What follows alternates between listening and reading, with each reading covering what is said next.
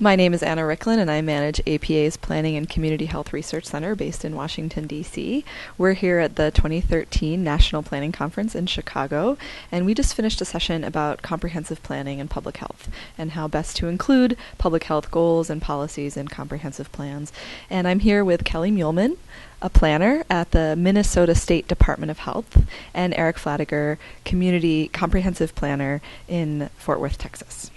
So, Kelly, you talked about how the state had done an evaluation of comprehensive plans to see how much they addressed health, and can you talk a little bit about what you found? So starting in 2010, we received funding from the Centers for Disease Control and Prevention to look at health and climate change in comprehensive plans. And so we started with the idea that there would be a health impact assessment on a couple comprehensive plans, and realized that really there's a lot of diversity among plans. And so we wanted to make it a little bit broader than that. So we developed a list of health indicators through the Design for Health checklist, as well as the San Francisco Department of Health, their Healthy Development Measurement tool. So we selected some indicators and some developed community comprehensive plans. So it's the areas in the 7-county metro area of the Twin Cities that are pretty much fully developed. And a lot of the work that they're doing is maintaining their infrastructure and redeveloping. And so we wanted to look at the comprehensive plans in those communities and see whether they had addressed these health and climate change indicators. And we did find that there were some that stood out.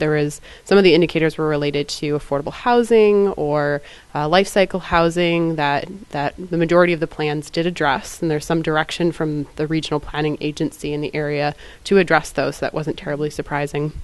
And we found that a number of issues like climate change and food access and local food production were not addressed as thoroughly.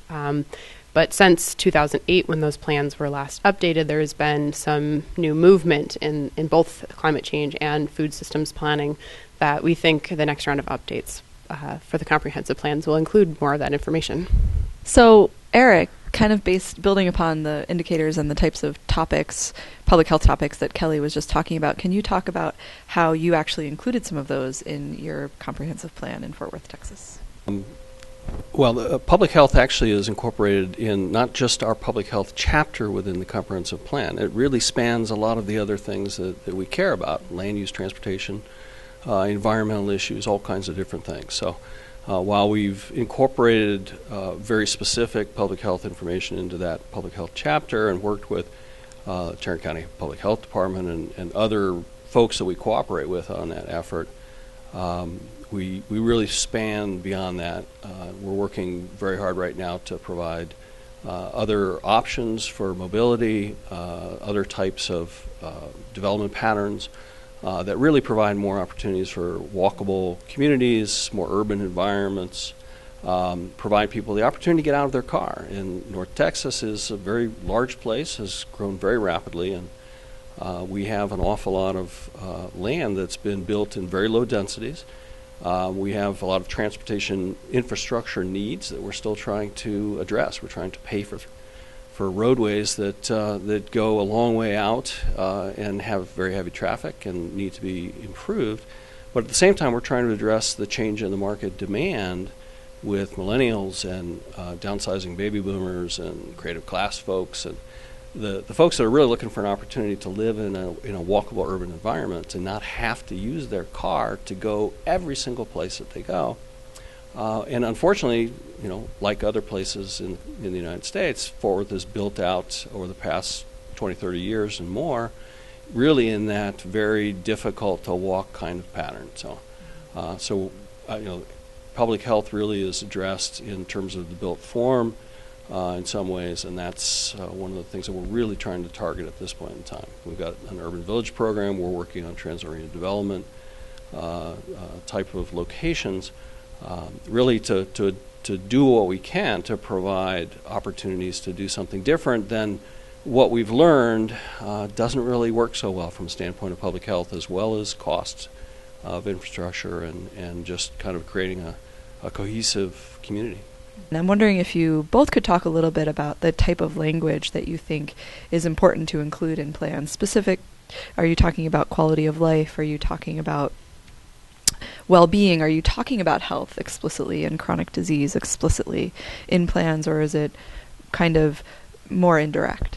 That's a great question. I think it can be done differently depending on the community. In some of the guidance, we have a training and how-to guide that we've developed out of our work, and we talk about how there's different places in the plan that you can include health. You can include it in some of the baseline data that comes in the introduction chapter of the plan, where you're just describing the community and the trends.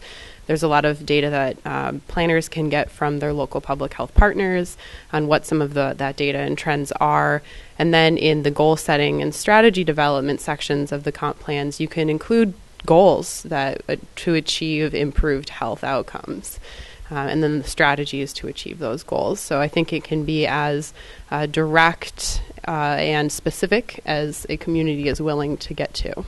Well, I would agree with that. I would say that in the city of Fort Worth, again, working very closely with Tarrant County Public Health and others,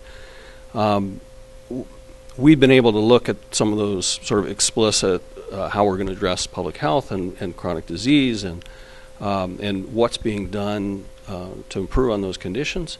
That's a component of our comprehensive plan. But I think that the key is bringing more people into that discussion. You've got very passionate public health professionals out there that have great data and great information and good ideas, and it's easy to engage those folks.